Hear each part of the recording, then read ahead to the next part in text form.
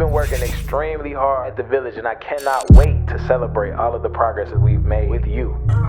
It's important to plan, to have a real plan, bro. Like, a goal without a plan is a dream. She got a thing for Chanel vintage that dropped before she could speak English. March 30th, 2025 will not only be the annual celebration of the Roses Are Dead brand, but will also be celebrating 6 young men who have been working so hard at the village. Already on next year, that's some 2020 clear vision. They will be in attendance to share their aspirations, everything that they've learned in the past year with us. You know, like when you whisper something to somebody, then they say it out loud. I don't like that either. This special event is called Rose Gold, and the cost of entry to this event is your donation towards their aspirations. Hey. Whoa. You're doing the best that you can do with the knowledge that you have. Yeah. Before I'm gone out of this place, yeah. Put some flowers in my face, won't You know what I'm saying? So if you get it too bad, you can mess up your opportunity thinking you gotta have it right now.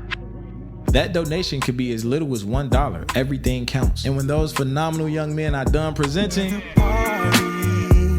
let's take a little time and talk about. they gonna go home for the night. But us adults, we gonna stay, we gonna party, we gonna turn up, we gonna dance to the sounds of DJ Just One. Ooh, it looks so right.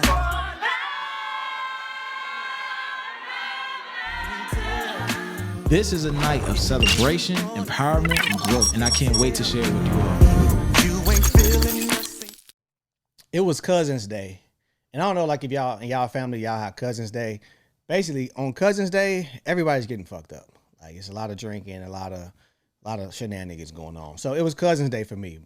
But I also was supposed to be taking this young lady out on a date that same day. But I figured, hey, I can do both, you know. So what I ended up doing was I got in the car with my cousin. We all got in his truck, and, you know, we took off.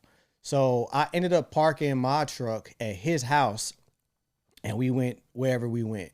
So now the young lady that I'm talking to at the time, I knew that I wasn't going to meet up with her until later. So I shot her a text, but we was going to already be downtown. Me and the young lady, we was going downtown for the date, and we was downtown for Cousin's Day. So I'm like, okay, cool. I'm already downtown. And her grandma used to live around the corner from my cousin's crib. And she was going to be at her grandma's house. So I had the idea. I'm like, okay, cool.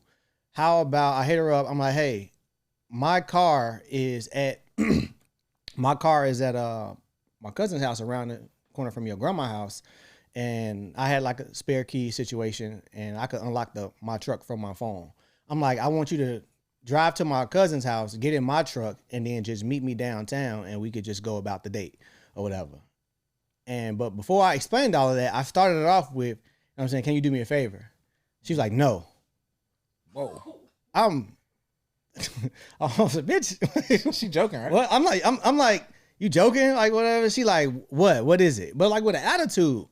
And I'm getting that, like, hold on, shorty. Like, what's going on? I'm like, pissing your piece. Yeah. You know what I'm saying? So we got a date set up later. I'm like, nah. So I'm downtown right now, so I don't have to drive back. You know what I'm saying? Just go pick up my car, and I explain the situation to her. She like, I ain't doing all that shit. Oh, who you talking to? All right, she's talking crazy. I'm like, who the fuck is you talking to? She said, I'm talking to you. She just told you. She said, I'm talking to you. I hung up. Look. This was the first time in life I ever did this. I'm like, hey, give me a shot. Like, I hung the phone up. I blocked her, and I just went on with my day. Like, I literally forgot about that shit, and I wasn't even drunk yet. Yeah. It was just something that was just so out of whack to me. I'm like, yeah, I'm not putting up with that shit. Like, that was crazy. And I had already kind of seen that she had like an attitude problem beforehand. Yep. But why did I deal with her, Terry? Because she had a fat ass. She had a fat ass. Yeah. She was brown skinned with a fat ass, man. I'm guilty too, brother. You know what I'm saying? So today we're gonna be talking about the type of women that we say we want. Oh shit. The characteristics of these women. Yeah. And we're gonna compare it to the women that we've actually dated in our past. The women we actually pursue. The women that we actually pursue. And we're gonna see, do we really say what we want? Do we really want what we say we want, or is me and Terry some cap ass niggas? We might be some cap ass niggas, G. If you lazy, You waking up at fucking 3 o'clock in the afternoon and shit like that. Popping bottles. You're setting the tone for everybody because you're the leader. Popping pills. That's just what comes with being a man. Popping bitch ass niggas. I don't want nobody making decisions over my life except me. Not a woman, not a judge, not an officer, not no motherfucker.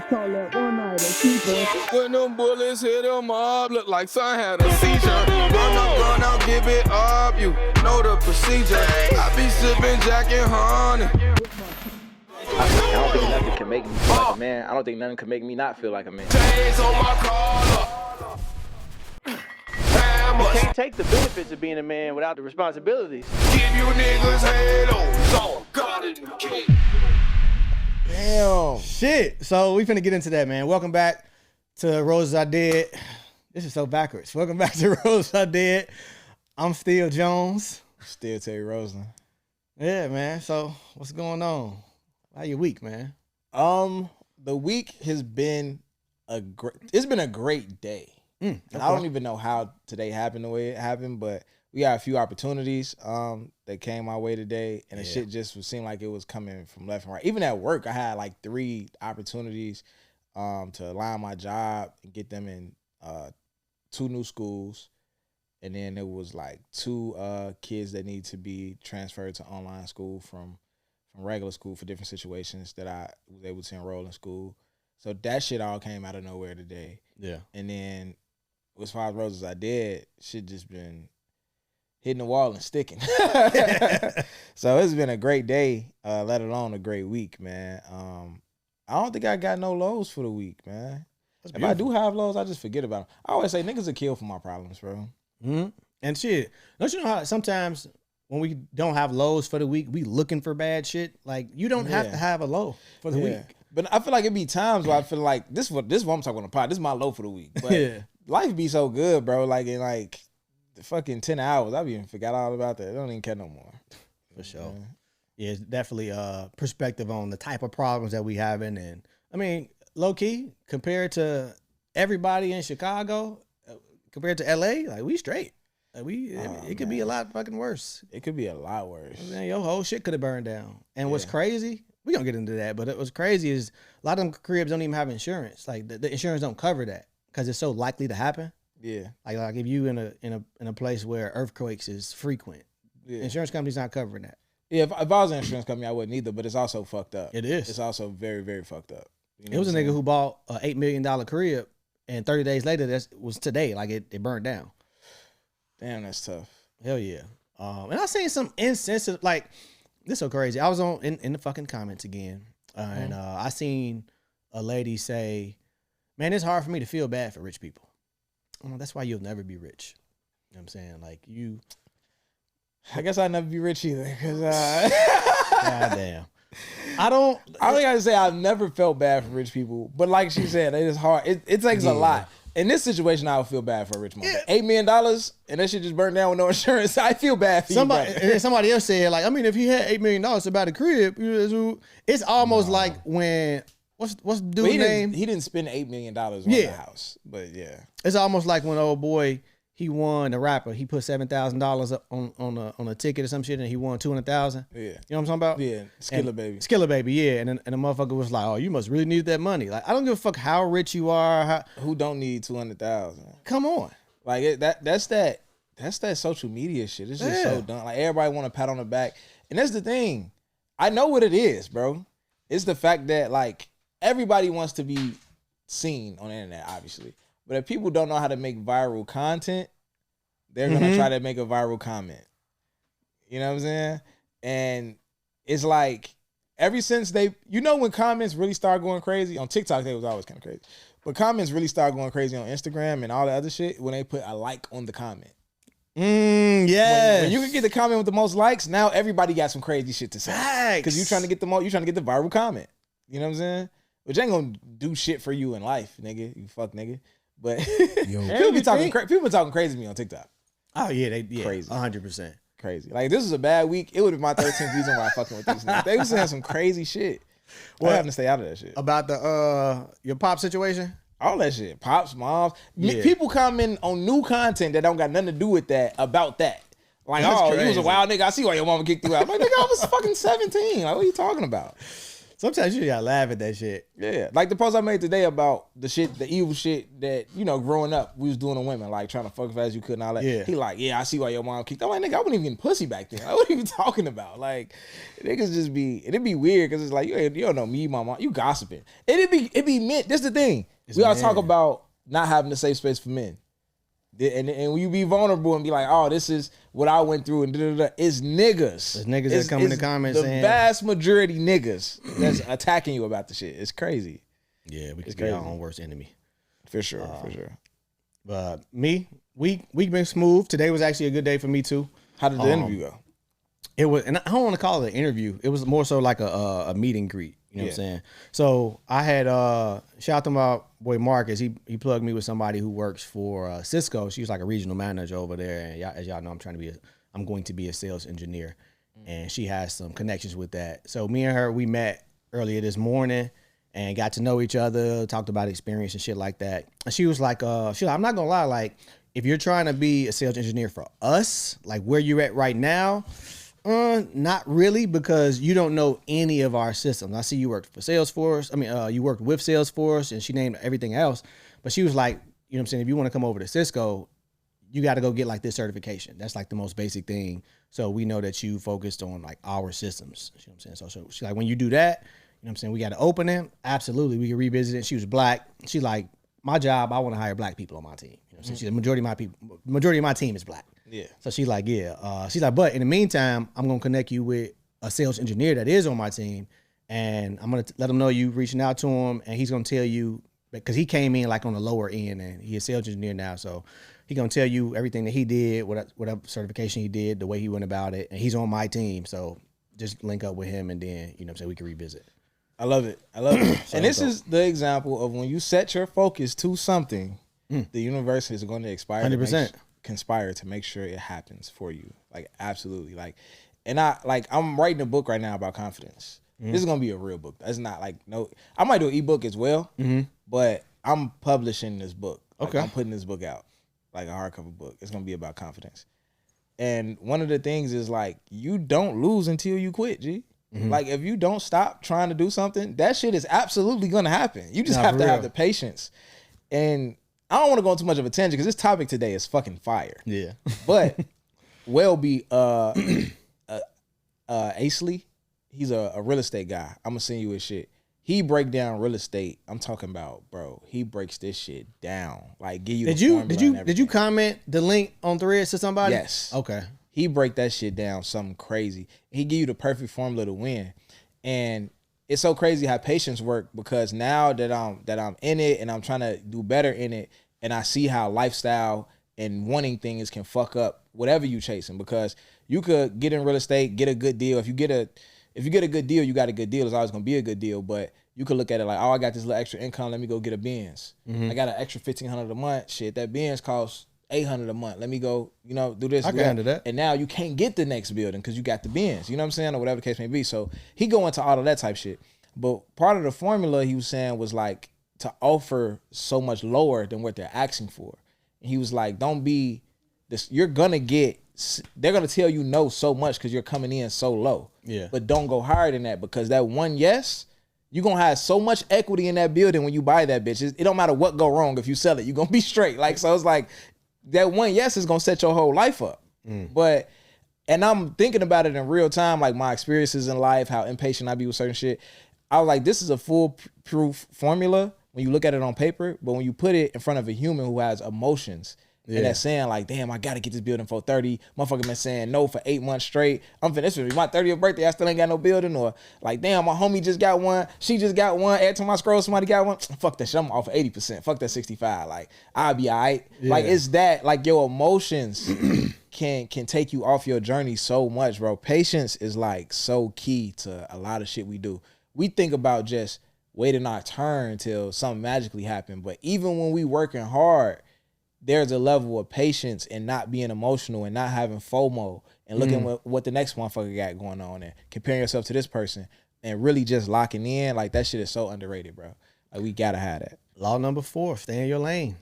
Facts. Stay Facts. in your There you fucking go. lane. We using these laws all year, Oh man. yeah, we ain't playing with you niggas. Write the laws on the wall, man. Fuck it. Let's write Facts. the laws right here, some shit. Oh god. Matter of fact, yeah, you're gonna put your laws right there, man, right here. Now we gonna put yours up there. I like yours a little better.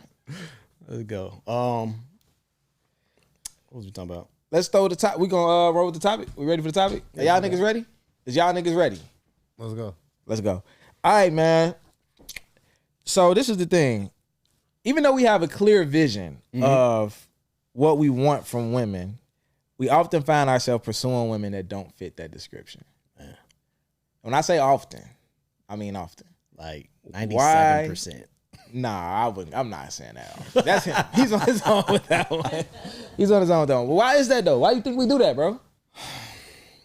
Because of our lustful ways. I think lust gets in the way of standards. Lust gets in the way of boundaries.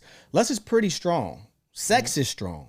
Yeah. It is the strongest emotion that, you know what I'm saying, you can experience. I know it's so strong. I heard a nigga say, he said when he's coming, when him and his lady is coming, he'll think about some shit he's trying to manifest and think about it in that moment because it's all that energy. Yeah.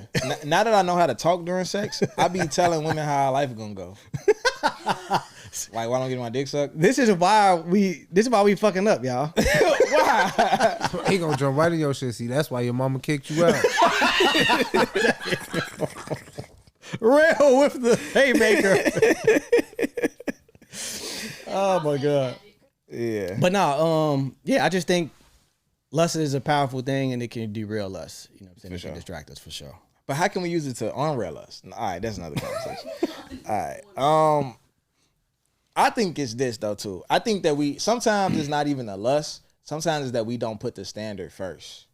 And I've been saying since Terry Rosen podcast, it's like, make them show you something before you shoot your shot, right? And that's putting the standard first. Like, you know what your standards are. Wait until you see some of that before you. Sometimes we just shoot our shot because they look good. Yeah. And I guess that is lust, right?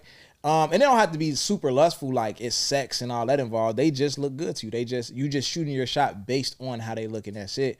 Versus saying, I want this, and this in a woman. Let me look. If I see those traits, I'm gonna shoot my shot. I think that puts you at higher odds of actually getting what you want. And for me, honestly, a lot of the times with me, it's the fact that some of the shit that I want, I can't tell until I get to know you. True. You know what I'm saying? So I pursued you, not being a person who fit the description, but I didn't really know that until I knew that. And I might have tried to figure it out a little longer than I should, or I might have realized that this shit I ain't on shit with you and kept fucking with you, even though I know you ain't the person for me. So that'd be my mistakes. When you say like we don't put the standard first and we, you know what I'm saying, we shoot our shot, they look good. Yeah. That's in us. Like, it's instinctive. It's almost like, you know what I'm saying, if a lion see the perfect opportunity to attack the gazelle, he's not finna sit back and think about it. Instinctively, we own that, you know what I'm saying? So in our terms, if we out and you see a beautiful woman and, you know, it's a good opportunity for you to approach and introduce yourself, you just gonna do that. Yeah. You know what I'm saying? So, but that ain't all the way to shot though, because even when we went to the bar and shit, right? And I shot at all them guys at the bar, and all of them, like, I shot, but I ain't like, you know what I'm saying? Really, hey, let's do this, let's do that. I'm watching. Yeah, like, it was instinctive. Yeah. I was actually explaining this to somebody, a woman actually. It's funny. I was talking about how we went to the bar because we had actually went to a date at that bar. I think I told you this. Yeah. And I was explaining to her how we wasn't, you know, just shooting just every bad girl that was in there. We got there kind of early. And it was a group of females that walked in, maybe two groups, and maybe 2 or 3 of them from each group. They looked good. But we didn't have this conversation, but me and you both know we're not shooting our shot at anybody right now. It's way too fucking early. Yeah, for sure. We're going to wait till the room gets filled. Yeah. And low-key, I'm also going to be looking for choosing signals. I'm not going to go shoot. So in that instance, I was a little bit strategic, looking for a quote-unquote standard, sitting back looking for who gives me a choosing signal versus just who's ever pretty, we just shooting our shot or whatever. It's funny. That was a strategic night, low-key. Yeah. But what I'm saying is, on top of that, so strategically approaching who I want to approach. Okay. After approaching them and exchanging information, So numbers get exchanged. We talk a little bit. I'm not on no inviting you, like, let's go on a date. What's your Instagram? Yeah. Right? I'm watching the stories. Yeah. If you don't post on your story every day, shit, we gonna see. Like, I need to see something. I need to see. You checking the what highlights? type of meme? I'm checking all that. What type of memes are you reposting? Do you hate men right now? Cool, we're not going anywhere. Like, you know what I'm saying? Like, it's cool. Like, so a nigga did something wrong to make you hate men. Yeah. I'm not climbing that hill though. Like, I'm not. Like, you know what I'm saying? So That's very real. even though I shot my shot at you, I'm not pursuing you until I see what I like. And if I don't see it, I might invite you somewhere slight, to kind of see if I'm really feeling you. But 9 times out of 10, if I don't see nothing I like, then I'm not on it. And it could be little shit. Like, it's a chick who and I ain't gonna lie, she wouldn't even know shit. But I shot my shot at, man, in the gym, and that's not even a standard for me. Right. This being in the gym isn't the standard. The consistency. She always in that bitch. She always got the nice breakfast, healthy. Chicken sausage, all that, everything she posts positive. I like that. Okay, bet. Now I'm finna ask you on. I shot my shot at everyday people. That shit was in fucking June. Yeah. Nigga, like, we been flirting in the DM. I ain't invite her. I ain't say shit. I seen y'all shorty be in the gym. Yeah. She ain't missed her shit in about 2 months. I be waiting, G. Like, I be waiting. Like, that's real. I'm way better at now. So a lot of the shit that I'm talking about as far as like pursuing the wrong women, for me, is realizing it's the wrong woman and still pursue. But I really don't really just be out straight lust. They look good, so there's some lust there, but it ain't like I'm shooting just straight off 100%. Hell no. Like, I'm not doing that shit no more. That's why I made emphasis. These are the traits of the women that we've dated in the past, knowing that they really not a part of our standards. You know what put that? What really did it for me was Denver. What about that Valentine's Day with shorty that you told me not to fuck with? Oh yeah. And I spent easily $3,500 on that trip. Body. I think Tesla rental, nice ass hotel, one of them like TikTokable hotels and shit. Man, Ari Lennox concert, dinner. Oh my God. Both flights. I was going crazy. What the fuck was I on? She had a fat ass. She had a very nice body. She had a body that niggas would debate if it was real or not. For sure. And she had that shit when we was it's shorties. so funny when you're not in the situation. Like, who that is to you is New York. Yeah. Like, it's the same shit. Yeah. Niggas like, is wildin'. we both like, bro, what are you doing? Yeah. And we both didn't listen. Yeah. And we gonna tell y'all about that But shit. you took 2 trips though. We was kind of good on the first one. On the first one, we was good. The second one, I had no fucking business going on that trip or taking her on that trip. No fucking business at all. Let's push this to another level. Do you think our description of, or your description of the ideal partner might be a little too rigid or overly specific? And that might be why you're not finding exactly what you want. Like, overly specific? Is it real? You know, I lean towards but the things that I feel like that I need, I don't feel like these things are just crazy things. You know what I'm saying? It's a lot. It's like maybe 10 things, but they're so basic. 10 is crazy. Yeah. What are these 10 things, brother? Let me go into it now? Go ahead right now. Yeah. All right, cool. I wrote it down.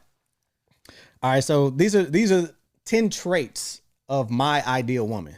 I'm gonna do you like whole face and like 10%, 2%. All right. So soft and a feminine presence. You know what I'm saying? She in Chicago. That's crazy. 15%. Soft and a caring heart. A lot of women got that. I ain't gonna lie. But sure. you got to get that guard down first. But that come back to that feminine shit though. Oh, check this out. An attentive listener. You did. You did, dude. Understanding and empathetic.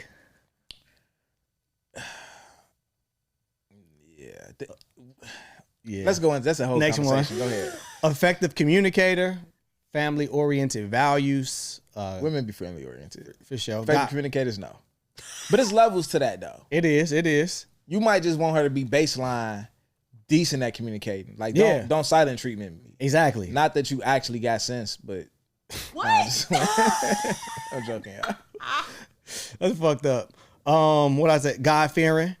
For sure. Patient and forgiving, affectionate and loving. And number 10, just a supportive partner. So these, I feel, even though that's 10 things, I feel like at our age, you should come with at least 8 of them. And But if are you going off 8 or are these non-negotiable? Because it's non-negotiable. They can't be 8. It no, gotta be 10. these aren't all. So what can I pass on? Since I'm saying these are not non-negotiables. Let's see what I'm cool on.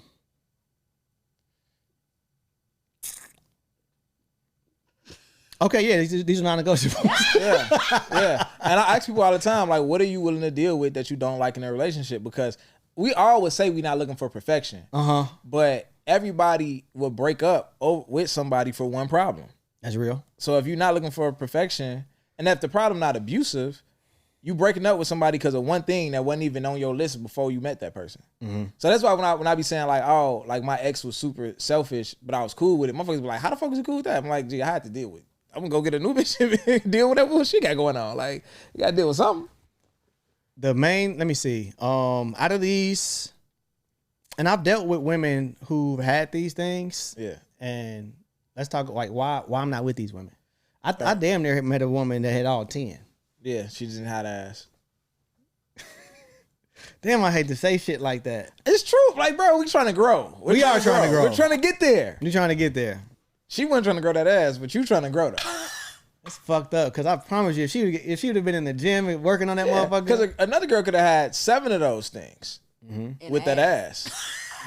No. And you would have been in New York with her. Hey, how about she probably had 3 of these motherfuckers and I was gone. I was fucking gone. 3 is crazy. 3 is crazy, man. So like, and what is that? Why are we doing that? Right? Let's dig deep. So, because we joke about, oh, she had a fat ass or whatever the case may be.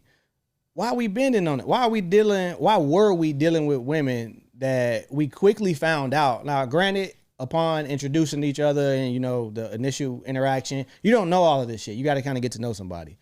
And after we figure out and we see some red flags, it's like, I've made excuses for women to be in my life. Bro, I've seriously dated 3 women in my life. I had 3 real girlfriends. 2 of them had no ass. Yeah. I didn't have a problem with them not having ass. Like, I love them. Yeah. I love having sex. I love how they look naked. I was in love. Like, that shit just didn't matter. Yeah. So I could move past. I can date someone who doesn't have a fat ass and be thoroughly in love, thoroughly satisfied, physically love them, everything. It's just me. But if I'm dating someone who does have a fat ass, I could not be in love. And it can be very hard to stop talking to them. And I don't know. It needs to be studied why we like ass the way we do. Like, it's so controlled. It's women who I know, like, this shit can't go nowhere. But I would sit there and be like, but maybe though. But maybe. And then even if I know it ain't gonna, it's just like, I don't know, bro. I don't know. That's a therapist question. I don't know. What is it about ass, G? I'm really thinking about this shit. It's crazy. It's just a lot of fat stored in one area of the body. That's all it is. So fat. That's it. If it was anywhere else, we wouldn't like it. That's real. That's very real. It's You just know what I'm skin. saying? That's actually. I'm not even into titties. We don't care about that. That's cool. Yeah, like titties is cool. If you got them, cool. But Yeah. you know what I'm saying. If you got an ass, but now let's be clear, because I feel like it's some manipulators listening to this shit. Just because you got a fat ass, don't mean we going and you gonna control us and we going for none of that goofy shit. And you ain't going on no trips either. So Terry, he's capping.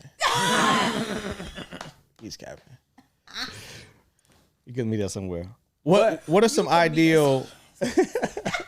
What's some ideal characteristics or traits of your ideal woman? Like, what does she look like? Personality traits. Yeah, Or personality how traits. does she look? No. Fuck how she look. Like, when you create your ideal woman as far as who she is as a person, what are some traits that this woman will have? It's just my 4 non-negotiables. Understanding, which I'm dead right there. Communication, double dead. Like you said, I'm never coming back. Spontaneousness, which is it's not easy to find, but it ain't super hard either. And passion, which is the easiest one. When I say passion, affection, like, but I like sex to be very, very passionate. Okay. Like, very, very passionate. So, can you create that passion with a stranger? Yeah, it's happened before. It's rare. So if you can create that passion with a stranger, that can cloud your judgment with somebody who you don't really give a shit about, but y'all can Not now, but it has. In the Not past, now. absolutely. Yeah, for sure. Absolutely, Like yeah. because you can have passionate sex anywhere. Like it's very different for us. Like I can create a moment, you know what I'm saying, with anybody and it be special. And I can look you right in your eye and say I love you, and you would do it to me, and I say it back. Like that is some passionate shit. But as soon as it's over. Like For you. for me, Yeah. Maybe not for her. sometimes. Yeah. I don't disagree with that. I think that I don't think that what I want is rigid. It's only 4 things. Okay. I think I'm impatient about them. Mm-hmm. So I think that that's where it becomes rigid, is that it's only 4 things,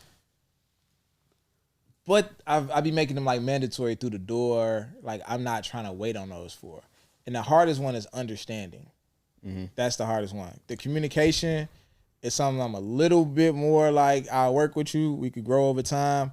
Understanding is, I feel like that gotta be who you are. And I think that's a very low percentage of humans, period, who are like understanding in the way that I want them to be understanding, in the sense of like, understanding in the sense of, for one, the biggest thing is, if I tell you a problem that's my problem, you don't put yourself in the center of my problem and worry about how my problem is going to affect you. Yeah. That shit will turn me the fuck off immediately. I don't care what it is. Yeah. Like if I say that, you know, damn, I just got fired today. Shit fucked up. Woo woo. And your mind going to like, damn, so is this date canceled? Like, I'm not fucking with you. Like I'm not fucking with you. So any type of way I present like a problem, and your thing is like how this shit affect That shit is you, unlikely, bro. Like women don't even. They selfish. Yeah. They selfish. You know what I'm saying? A lot of women are selfish, and not even in like a unbelievable way. It's just like they be worried about how they gonna end up in a situation. You know what's important? The phase, or not even the phase, the season that we in, when we are open to dating or whatever. Because it's been seasons where I'm like, man, I'm ready for love, G. I'm a lover boy. Like I want love. I want the whole thing. Ooh. Yeah. And if you're in that space versus I've been in spaces where I'm all, if it happened, it happened. It's cool. Yeah. Whatever the case may be. And that's where I'm at now. But if I'm in the, oh man, I'm ready for love. I want to do this. I want to do that. I want the whole romantic thing. I'm more likely to try to fit a block in a circles space. Yeah. I'm more likely to try to fit you in and ignore red flags because of the space that I'm in. Like, cause I want something You just want to real. be off the market so bad. I want to be off the market so bad. I want the relationship. I want the love and all of that shit. So when I see that you don't have a caring heart, or you're not an active listener, and you aggressive, you know what I'm saying? You from over east with me. You know what Professor Odie would tell you? What he would say? You put yourself on clearance. Ooh, yeah. I've done that plenty of times. Yeah. You put yourself on clearance. clearance. I put myself on clearance. Just to be sold. Just to be sold. That sounds cheap as fuck. Damn. That's what he said. That's what he said. He tried to put it off on him. Hey, Nigga, I heard it from you. I was like, damn. He was talking to me. I was the one he was referring to me. Like, I was like, God damn. You're right though. He's 100% right. So when you in that type of space, and shit, ladies, y'all do that shit too. Like you accept way less. Like your vision gets so clouded because you got your eye, you got tunnel vision on this thing, and you just gonna put yourself in a situation where you gonna end up accepting whatever, and when you grow from it, you're gonna look back and what the fuck was I doing? You're gonna have that type of experience. Let me ask you this. How did you create your how did you create the ideals that you want in a woman? Where did you get this shit from? Did you get it from Instagram? Did you get it from your upbringing? Did you get it from past experiences? Like, how did you even get the formula to create what you think you want, what you say you want? I dated so many women that didn't have the things that's on this list. Yeah. And as I got done with them, that's when I learned, okay, I need an affectionate woman. She was not affectionate. It felt like jail. You ever dated a non-affectionate person? It feels like fucking jail. Like it's just no love there. Yeah. So you date this person and they don't have that trait. So it's like, all right, cool, I'm done with her. I needed affection. And then boom, I meet another woman. She's super affectionate. She's affectionate as hell. She lovey-dovey, but she's a poor communicator. It's like she got the affection part down, but she can't handle basic communication, and it just kills the relationship. So all right, now I'm done with her, It's like, okay, nah, fuck that. Let me go back to my list. I need affectionate, a communicator. So that's how I came up with the list. I dealt with obviously probably 10 women that didn't have these things. And now it was like, okay, now I know what I need. Let me tell you why that's bad. Oh dear. You're I was gonna make this sound. I was gonna say a super bitch.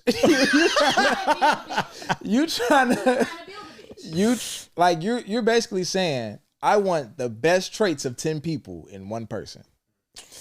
I'm a disagree. Megatron.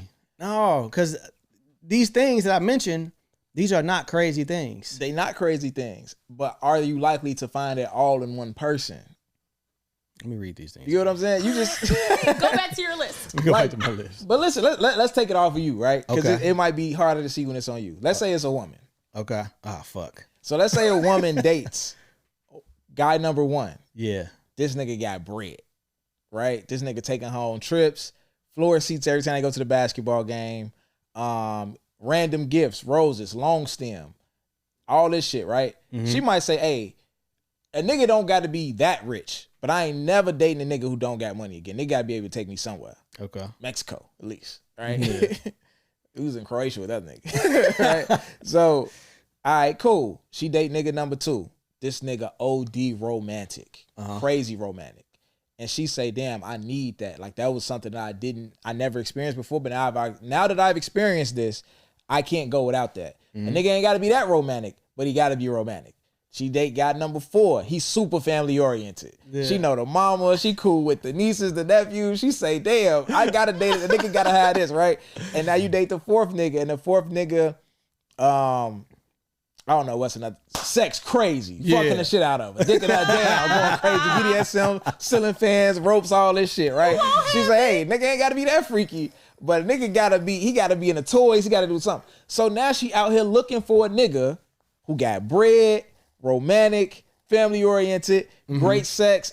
But it's none of those one niggas had the other things though. Yeah, like that you couldn't find no one other nigga. That sex crazy sex nigga wasn't that family oriented. Yeah. He didn't have the money you wanted. Like, you know what I'm saying? You might find a nigga with 2 of those. That's just 4 things, bro.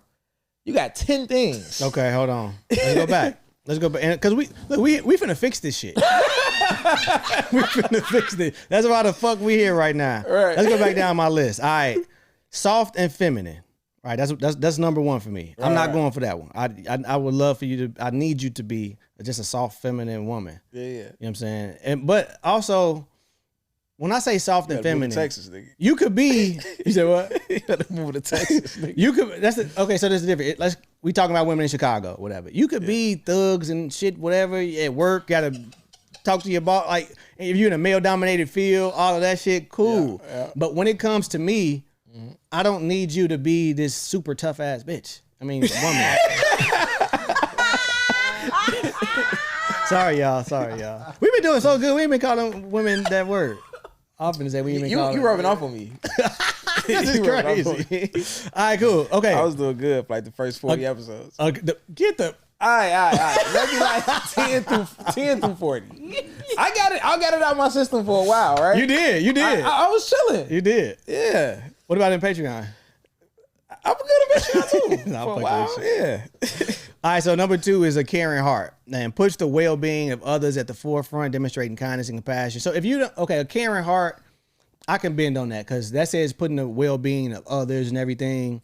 And if you don't necessarily have a child, a child, what you mean? A girl, that's gonna be hard to find with a chick that don't have a kid. But most chicks got kids. Okay. Cool. So I mean, that's iffy. Attentive listener, actively listens and engages in conversation, ensuring that loved ones feel heard and understood. I feel like I can't go on that one because that ties into communication, and that's mainly where that's a big part of our intimacy. That's a big part of our connection. You know what I'm saying? I got to be able to listen to you. You got to be able to listen to me. Like just active listening skills. You don't want to be with somebody who's listening to respond to you versus, you know what I'm saying, listen to understand you and shit like that. But is that something you willing to work with somebody on though? Like let's say you meet her and she don't got it. Are you willing to build that up? Yeah, I'll have a conversation like, bro, remember I just told you this girl said she wanted to call me. She FaceTimed me. Oh my God, yeah. This woman FaceTimes me. They don't know if you don't see this. This woman FaceTime me. Gotta tell a story now. Right. This woman FaceTime me. And he finna go edit that out, bro. This our first conversation for real on the phone. We was on the phone for 50 minutes. I'm not exaggerating. She talked for 49. Oh. I didn't get to say a word. Yeah. A word. Yeah. I was blue. I'm like, I don't want to talk to you again. I'm like, this is a what Drake say? This is not an enjoyable experience, and I don't like interviews. So, but if I would be willing to, because I just, because some people are not aware. Some people are just, so talkative or whatever the case may be. But I'm like, hey, we gotta have a conversation about it. So attentive listen. Number 3, we can work with 2 and 3. Number 4, understanding and empathetic. Understanding, no, because I'm also relating these things to me. Like, are you understanding and empathetic with me? And I want you to be understanding and empathetic. Understanding, because, shit happens, whatever the case may be. I want you to look at it from a very, I want you to take yourself out of the equation. Basically what you just explained. Like, just hear me out as a human being. You know what I'm saying?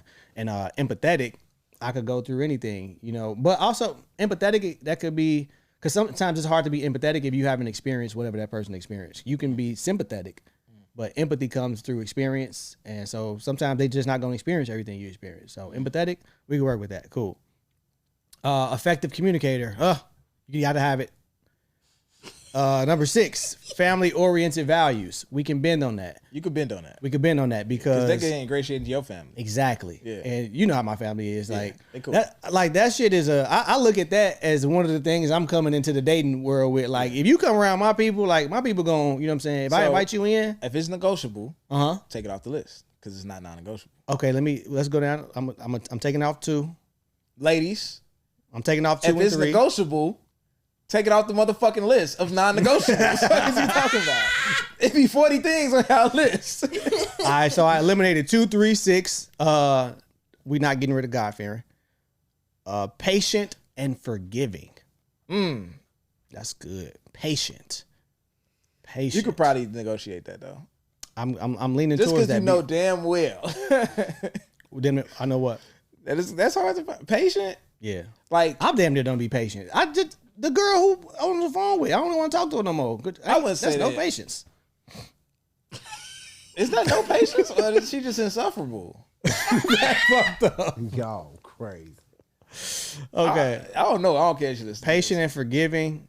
Low key for the whole, we could take that off because I'm thinking about me being. I ain't gonna do shit wrong anyway. That's the fuck you is. That too, but I'm also thinking, am I gonna be as forgiving for you? Hell no. So we taking off number 8, patient and forgiving, because I will walk the fuck up out of here if you tweak. Okay, but I wouldn't forgiving. It got to be to an extent because it don't have to. We probably thinking big shit like cheating. I done dated motherfuckers who not forgiving over little shit. Who not, when I say not forgiving, they just keep fucking with you. They gonna bring that shit up years later. Like, that might need to stay there. But I feel like a lot of that, that's why, so the reason why I only have 4, because understanding is so broad. Like, that falls under understanding. Like, if you're an understanding person, you're gonna be a forgiving person because you're understanding. For sure. Like, because if you cheat and she gets why you did it, you know what I'm saying? That's why you, it sounds like it's a manipulation thing, Terry. That's not what I'm saying. That's not what I'm saying. TikTok hates you. Okay, hold on. Number 9, we keeping that. That's affectionate and loving. You got to have that. And number 10, supportive partner. So what we narrow this shit down to? 1, 2, 3, 4, 5, 6. We eliminated 4 of them. That's cool. Thank you, Terry. That's cool, yeah. It's your list. Yeah, he helped me out. Yeah. I don't gotta date them all. All right, so look, man. I'm gonna be honest. Where I got my standard from. I think society taught me a lot of my standard, bro. I think I got some of my standard off Instagram. I think I got some of my standard from the barbershop and not from real life experience. And I say that because something basic, a standard like cooking and cleaning, right? Yeah. I'll say I would like a woman to cook and clean. Now, I'm not rigid about that shit at all, but still, I'll say I like a woman to cook and clean. I've never really lived in a household where a woman was to cook. Like, in all the households I've lived in, other than with my grandma as like a child, like young, first household ever. Outside of that, every other household I lived in, when I was with my parents, my father was the cook. When I went with my cousin, he was the cook. When I moved in with my homies, it was all niggas who was in that bitch cooking. Like, you know what I'm saying? Like majority of the households I've been around, like the nigga was cooking. Yeah. And the woman wasn't cleaning either because the kids was cleaning. Like, who was cleaning baseboards in that bitch? Like, everywhere I went, I was cleaning the fuck up. Like, you know what I'm saying? So I've been a little slave. So it's like, I don't feel like, I don't know where I got that shit from because it's almost like when incel niggas and red pill niggas be, oh yeah, because all these women gonna cheat and all day for the streets, da-da-da. You ever been cheated on, bro? Not that I know of, but you know all these hoes probably will. It's like, nigga, shut the fuck up, bro. Like, you downloaded that, your thoughts, your whole perception just came off the internet, bro. Like, that shit not even real life for you. And to be honest, like, some of my standards, as we was preparing for this episode, and that's the beautiful thing about this show, is that it really had me thinking. And I'm like, where the fuck did I get that from? Like, but think about it, and it's not wrong where you got these things from. Yeah. That's the thing. Ain't nothing new under the sun. Yeah. And everybody starts out when you're blank fucking canvas. You're learning from your environment. You're learning from what you in proximity of. Yeah. But I think the bad thing is to be rigid, or because I'm not really rigid about it, but still I think the bad thing is to be pushed in this direction and it's not based on your life. It's based on another. True. I'm trying to live another nigga dream. Yeah. You know what I'm saying? Like, if I'd never been in a household that a woman was cooking and that shit was the norm, that's my norm. So why am I out here saying that it's a woman's job to cook? I've never seen it. Yeah. Like, you know what I'm saying? Like, I only heard about it. Like, you know what I'm saying? So it was like, niggas are just, you hear shit so much to where it's just like, in my brain that's normal, but in reality I've never seen that shit happen before. And it's crazy. And shout out to Brittany. She explained that. She broke that shit down. On tonight's conversation. That shit, she broke that down beautifully. Like, we taking on a lot of other people's traumas that we not even dealing with. Yeah, exactly. You know what I'm saying? Exactly. It's like the niggas in the comments, all women cheat, all that. Like, you walking on somebody else's eggshells. Yeah. Like, you ain't even gotta. One of my standards is I cannot date anyone who hates their job. That came from my upbringing. My mama used to come home and talk about the same lady at work every day to my father. She wasn't even talking to me. That she used to blow the fuck out of me. I knew this nigga was sick. Like, she was talking about the same lady. And it was crazy because the lady was my cousin, my big cousin, who's like my uncle, his best friend's mom. So his best friend is like damn near in the family. His mom never came around. So she not knowing, like, nigga, my cousin is like her little brother. Like, they grew up, like, you know how age gaps in families be. They grew up like brother sister type shit. This is best. He been knowing. Basically, she been knowing this lady's son his whole life. Just never met her. They at work hating each other. Didn't find out till the lady passed away. You know what I'm saying? She had a funeral and she like, nigga, what you doing here? He's like, this is my mama. Oh, like, damn. Yeah, like, crazy, but that's a sad story. But anyway, dating someone who hates their job, like, that's something I experienced. That's something that was like just in my household. And it wasn't like nothing serious, but it was just like, that shit annoying as fuck. Like, you talking about this same lady every fucking day. Like, versus, and I've, in my life, dating women, like, I've dated women who really didn't like their job. Yeah. It's a different experience than dating somebody who, even if they don't like it, they're passionate about it. So maybe that's what I should say. Somebody who's not passionate about their job. Because they might not like their job, but they talk about it in a way that's entertaining. Every day they're doing something different. They might like the people at their job. They like the job. Like, they like their responsibility, their role, they're proud of their work. You know what I'm saying? Yeah. But they might just hate the people they work with. I could deal with that.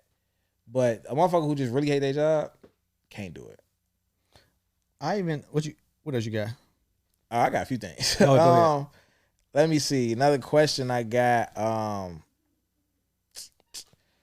Do you think that pursuing people who don't align with your standards is a form of avoiding vulnerability and avoiding commitment? Do I think pursuing people who don't align with my standards is a form of vulnerability and commitment? No. Do you think chasing people who don't align with your standards is a form of you avoiding vulnerability and avoiding commitment? Because if you, let's say this, right?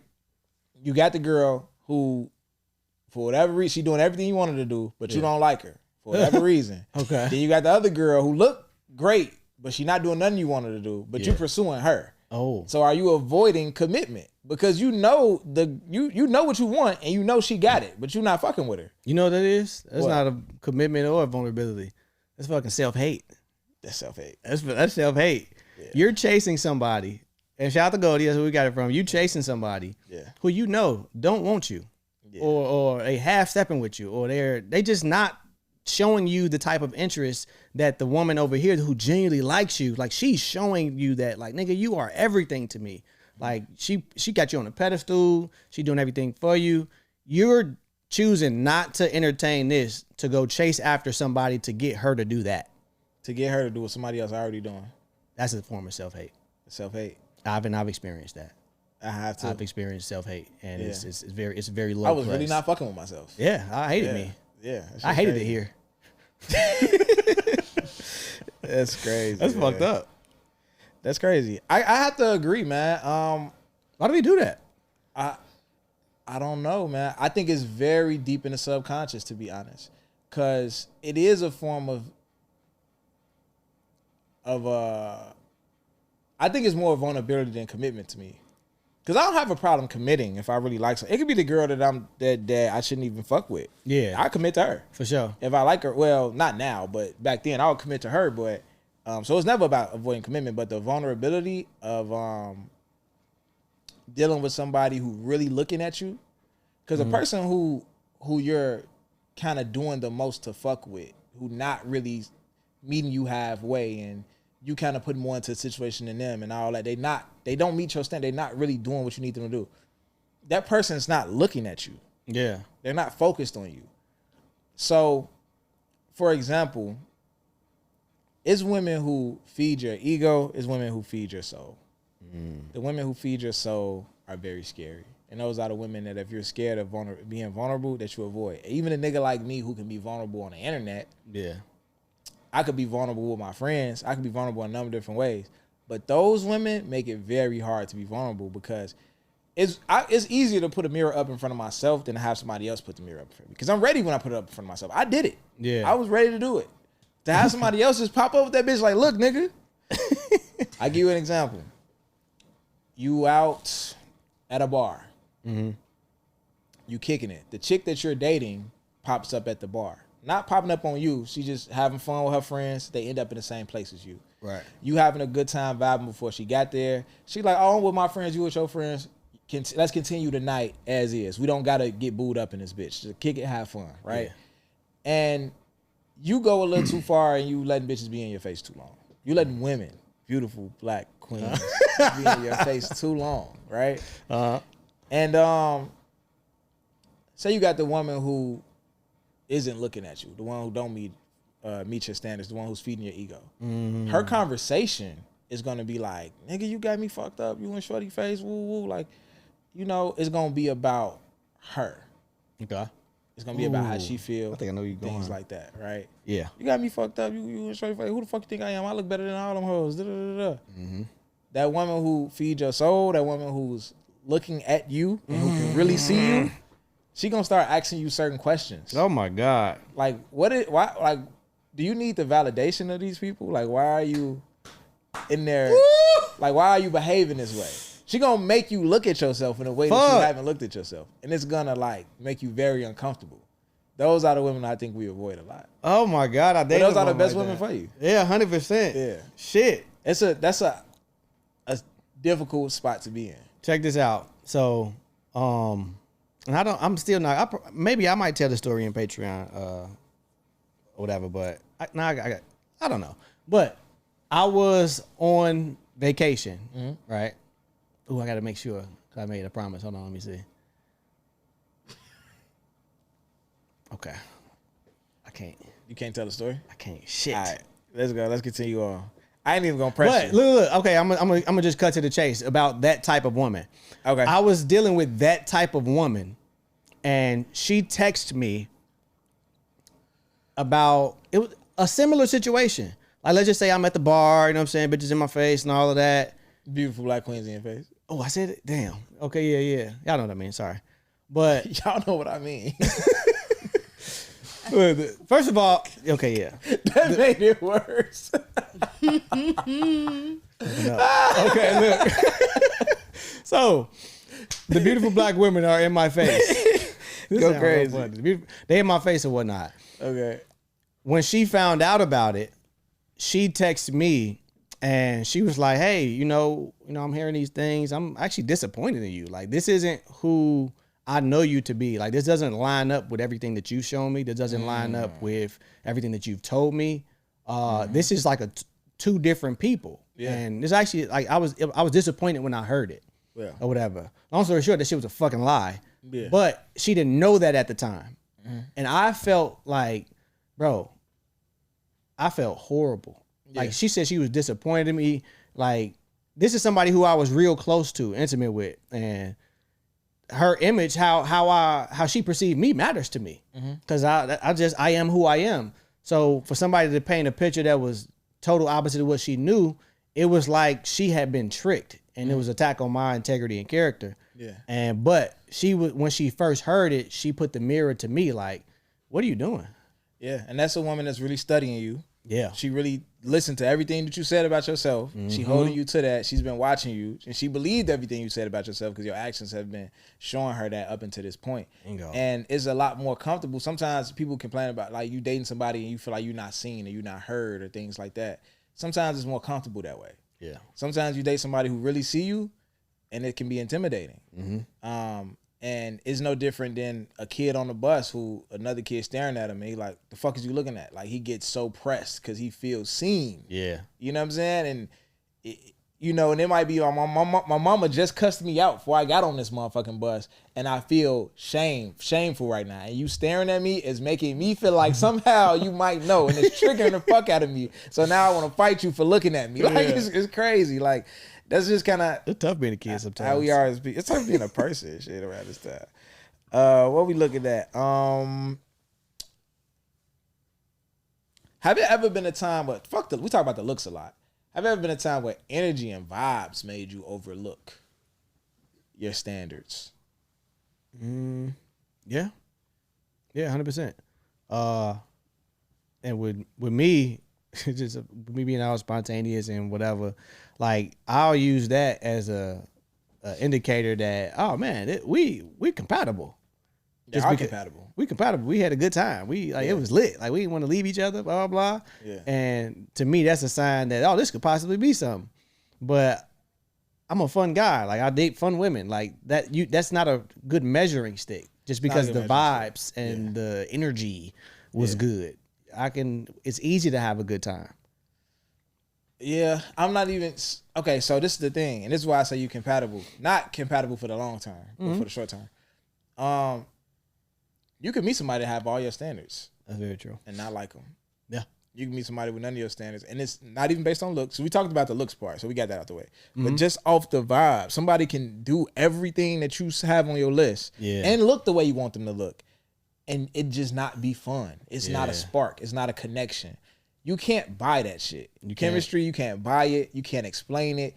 It's some shit just works and some shit doesn't. You know what I'm saying? So I've kissed a woman before, and I'm like, oh yeah, this is it. And I've kissed women, and I'm like, lover boy ass nigga. You ain't never had the spark from getting a kiss, like y'all. It was just like movie, bro. Yeah, I did the first kiss in second grade in the motherfucking red house on the playground. Nigga, you don't know what love is. Okay, love is an amazing kiss. You been reading that Bell Hooks book? You didn't even start reading the book. Shout out to the book club. But not, I mean, I've experienced that. You know what I'm saying? And the kiss was like, man, ooh, and magical. Cloud your judgment, man. Was you hanging upside down on the web and she pulled your mask up? Nah, we was actually we had just left, probably like Everyday People or some shit. We was in the parking lot, and I'm like, yeah, this is the That's one. Very specific. Nah, I'm kidding. And look, just so y'all know, I pulled Everyday People because he just mentioned it. That was a lie. I'm kidding. Mono is very real. I caught mono before. You did? Yeah, in college. I never caught that. That shit was second to COVID. You was kissing white women? I never kissed a white woman. Okay. Kissed a white woman. Have you? No. Oh, okay. You Nope. I sure haven't. You didn't kiss that woman? I sure didn't. Hey. That is insane. I did not. I was proud to say no. Now don't ask me nothing else. Next question. All right. So sometimes we can set our standards and our ideals for who we want to date based on what we think we should want, Mm-hmm. what we think we should want, versus what actually feels fulfilling to us. A lot of times we're taught what love should feel like based our mothers might, hey, if that nigga, if that, you know, tell her daughter, if that nigga ain't doing that, he don't love you. Usually the girls get that talk. Like, you know what I'm saying? But even like grandma might have had a talk. Like, cause for me, grandma would tell me about, like my daddy wasn't really talking about love when it came to women. But grandma would be like, stay away from her. She do this and she do that, da da da. But it's kind of like, that's your perception of love. That's your reality of love. Mm-hmm. So a lot of things that we are taught about love, some of it we need to throw away, not because it's not true. It was true for the person who said it. You're just not them. For sure. And love isn't a one size fits all thing. It's not a thing that feels the same to everybody and very general. And it's not a love is meme. Love is different for everybody. Things make people feel different. So what do you say to that? To sometimes us, you know, having our standards based on what we think we should want instead of like, this is something that actually made me feel good. I think you're not going to be able to separate the two until you experience, you know what I'm saying, like both types of love. And sometimes you don't know what you supposed to have or want or your definition of it until maybe you experience the opposite. And the opposite lines up with what they told you what love looks like. Oh, if he's not doing X, Y, Z, then it's not real. Mm-hmm. And so you experience that he's not doing X, Y, Z, and you fuck around still love this nigga. Mm-hmm. Like that don't matter. I don't care if he's not doing that. Like, I love him for other reasons. Like, nothing has meaning except the meaning we give it. Mm-hmm. So love is very interchangeable. You know what I'm saying? Love is very broad. So yeah, we got to you got to figure out for yourself. And I feel like it's not necessarily a bad thing that we've been taught these things. Like, okay, love is this, love is that, because it's almost like in the book, The Four Agreements, and somewhere in the book, you label things like if I say, I don't know, refrigerator, you think in pictures because that's what was like laid out. So in the same thing, in the same sense of when we getting taught about love, people are putting their pictures in our mind about this one word. Mm-hmm. If I say refrigerator, you're not going to think of a plant. You're not going to think of an elephant. You know what I'm saying? But with the word love, it's a bunch of different things that you can think of because people have put meaning and labeled it a bunch of different ways. For sure. I agree, man. I think a lot of the rhetoric that I was taught about love is just so far from things that I actually care about that make me feel good. And a lot of it has to do with like the threat of other men. I think that's something that that's always talked about, like in barbershop, at least when I was a shorty. Yeah. Like, you know, that nigga can't be around my girl, or my girl can't have male friends, and and all this shit. And you know, that come from another nigga situation and what another nigga felt, what it made another nigga feel uncomfortable. And like that's something that I even learned this time when I was like, bro, I actually don't care about that. I actually feel like you're either gonna cheat or you're not, and there's nothing I can do to stop you. Like, it's like, why the fuck am I worried about that? Like, you know what I'm saying? So yeah, I can't think of too many other things right now, but that's definitely a big thing. My idea of what I thought love to be and was taught, it was pretty healthy. Like the things that I learned from my parents, it's not too many things that I change with that. Like their blueprint is a pretty healthy blueprint. You know what I'm saying? In my eyes. Now, I'm pretty sure I'll go about some things differently, but overall, I don't think I was steered too far off track from what love could be for me using these examples. You know what I'm saying? So I heard what I see and hear what y'all saying, and I align it with my beliefs. And when I see and experience these things in my own love life, oh, they feel good. So I'm like, okay, cool. I'll keep that. Or this doesn't feel good, whatever the case may be. So for sure. This is my last one. I don't know if you have some more talking points, but this is the last one I'm gonna say. Mm-hmm. I think I talk about cognitive dissonance a lot.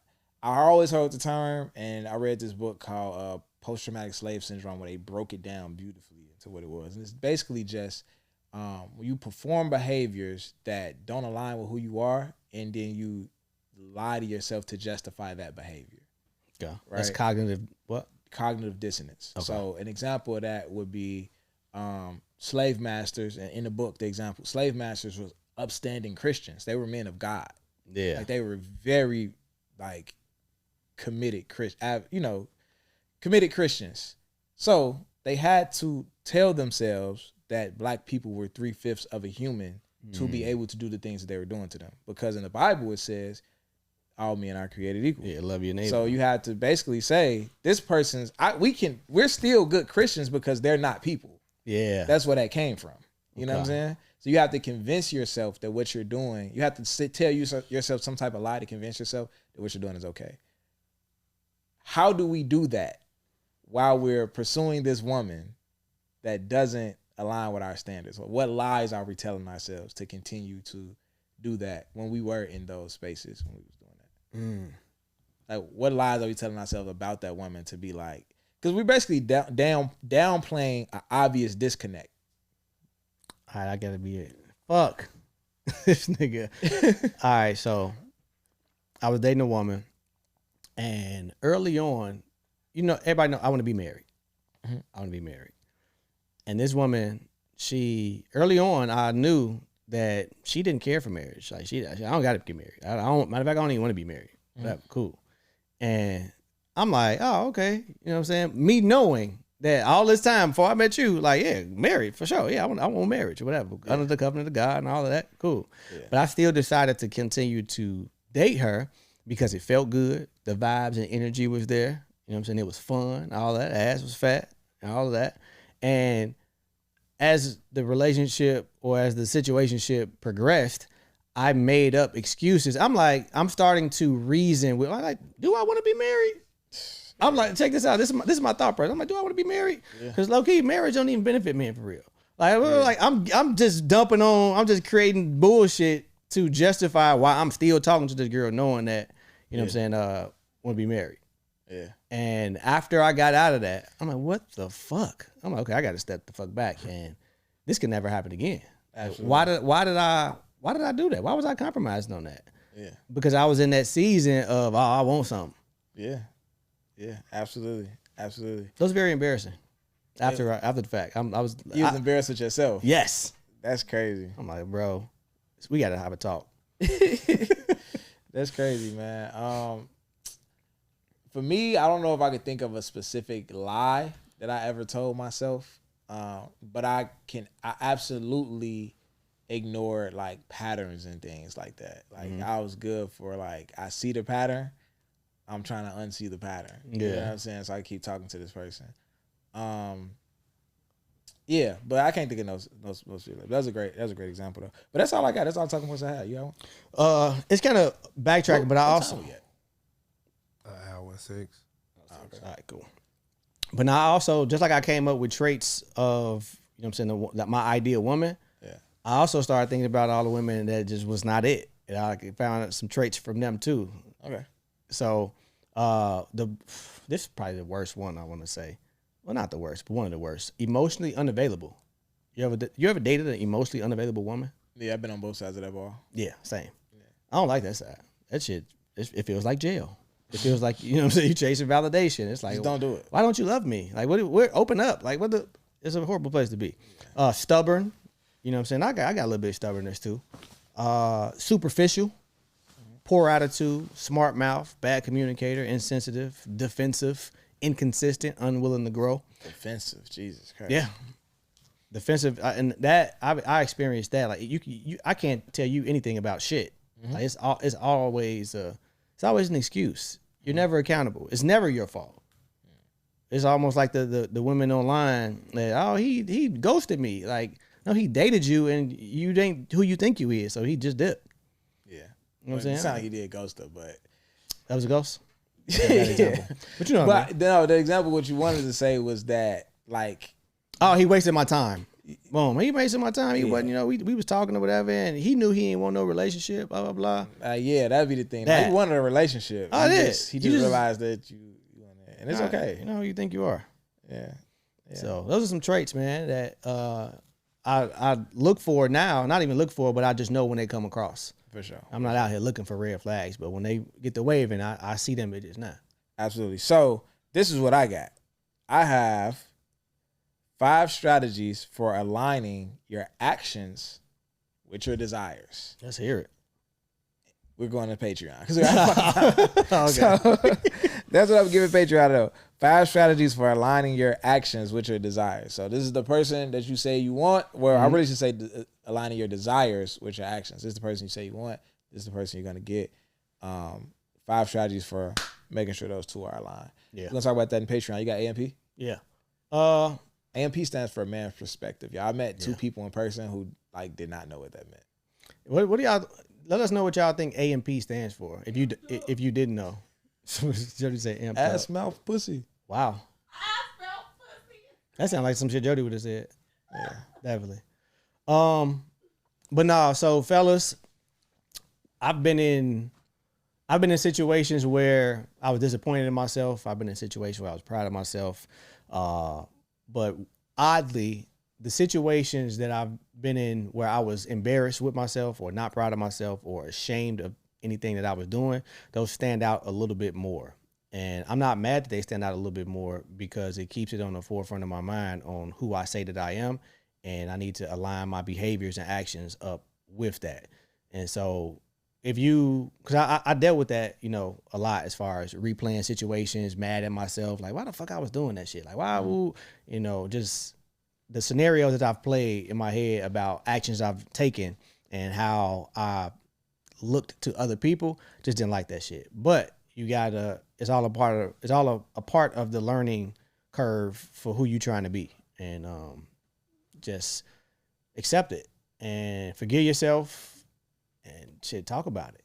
Like now, I laugh about the shit now. It's damn sure wasn't funny then, but I laugh about it now because it could help one of y'all. It could help somebody in the community, or whatever the case may be. So don't be embarrassed about your path to learning yourself, because sometimes you never been in a situation before where you knew you could act like that. We get tested every day, and you find out the man who you really are every day. You find out the man who you really are through trials and tribulations. You don't really know who you are until you're in a sticky situation. Like, what I'm saying? When you're on top of your shit, you're doing this, you're doing that. Like, it's easy. It ain't until you dealing with, trials and tribulations where the real you come out. So when the real you does come out, accept it, grow from it, and move on. Absolutely. My advice for boy moms today.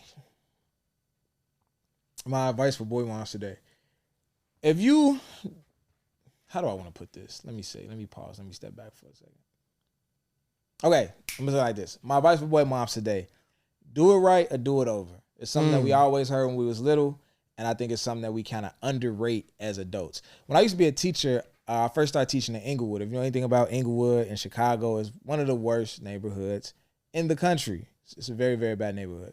But at the school that I taught at, it was one of the most well-ran and disciplined schools I ever had. It had probably the least fights at any school I ever had, the least, wild behavior of any school I ever had. I went to other schools in better neighborhoods, more well-funded schools that had way more infractions, way more fights, way more bad behavior than this school. And one of the big strategies that we used at this school was making kids do things over.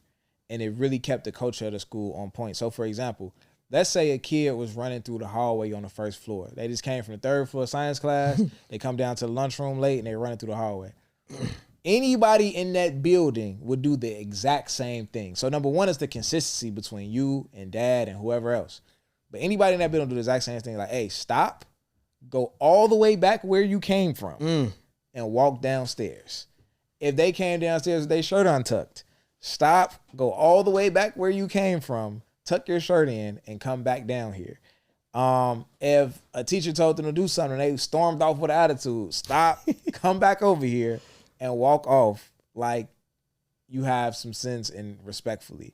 So a lot of times we will tell our child what they did wrong, but we won't make them do it over again. And I think that that's very important. My son will come in and let's say we walking out of the garage, then we have to hit the back door that's on the enclosed back porch. So it's an additional back door to actually get into our crib.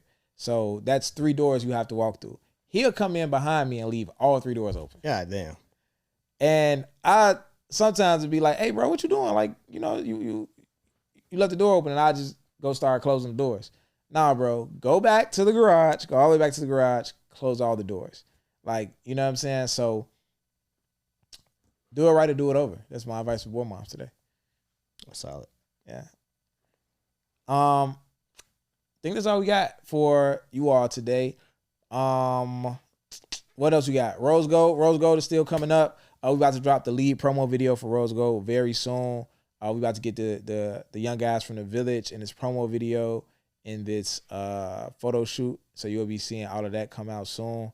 If you haven't got a ticket for Rose Gold, make sure you get the tickets. Of course, the space is limited to maybe, what's the cap in there? Maybe 250? 250, 300? Maybe. Yeah, 250 probably. We probably only want 250. Yeah, no. We don't want to like bitch. be elbow to elbow in suits and dresses and shit. So get your tickets as soon as you can. If you can't make it, if you want to send a donation, all of that is at rosesaredead.org/rosegold. Again, that's rosesaredead.org/rosegold.